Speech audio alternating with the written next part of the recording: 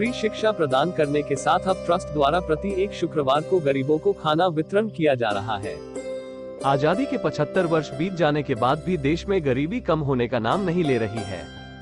जबकि आजादी से लेकर कई पार्टियों ने देश की सत्ता की कमान संभाली है, फिर भी किसी भी पार्टी ने देश के गरीबों की गरीबी पर ध्यान नहीं दिया, जिसके कारण आज गरीबी चरम सीमा पर है। देश की आजादी के बाद ज्यादा समय देश की सत्ता पर कांग्रेस काबिज रही।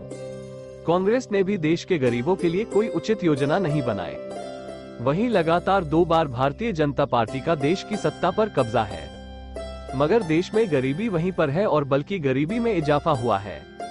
जो काम सरकार को करना चाहिए था वो काम नव भारत फाउंडेशन ट्रस्ट की टीम देशभक्ति के जज्बे के साथ गरीब के बच्चों को शिक्षा प्रदान करने का कार्य कर रहे हैं,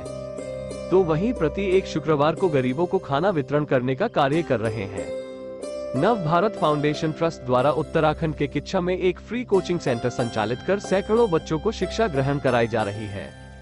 तो वहीं उत्तर प्रदेश के तहसील बहेड़ी के ग्राम अर्शिया बोझ में भी एक फ्री कोचिंग सेंटर संचालित कर वहां के भी गरीब बच्चों को शिक्षा ग्रहण कराई जा रही है। तो वहीं सर्दी को देखते हुए ट्रस्ट द्वारा गरीबों को गर्म कपड़े भी वितरण किए गए हैं।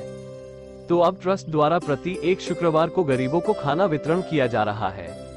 वहीं ट्रस्ट के राष्ट्रीय कोषाध्यक्ष मोहम्मद कासिम ने बताया कि हम लोग आपस में ही पैसा जमा करते हैं और जैसी व्यवस्थाएं होती है वैसे ही गरीबों की सेवा कर देते हैं। उन्होंने कहा कि अगर हमारे ट्रस्ट को आर्थिक मदद मिलने लगे तो हम प्रतिदिन गरीबों को खाना वितरण किया करेंगे, मगर अभी तक हमें आर्थिक मदद किसी से नहीं मिल रही है, इसलिए हम लोग सप्ताह में एक दिन ही खाना वितरण कर पा रहे हैं, क्योंकि हम लोग 2 फ्री कोचिंग सेंटर भी चलवाकर गरीब बच्चों को शिक्षा ग्रहण कराने में खर्च कर रहे हैं, इसलिए हम लोग सप्ताह में एक दिन ही खाना वितरण कर पा रहे हैं।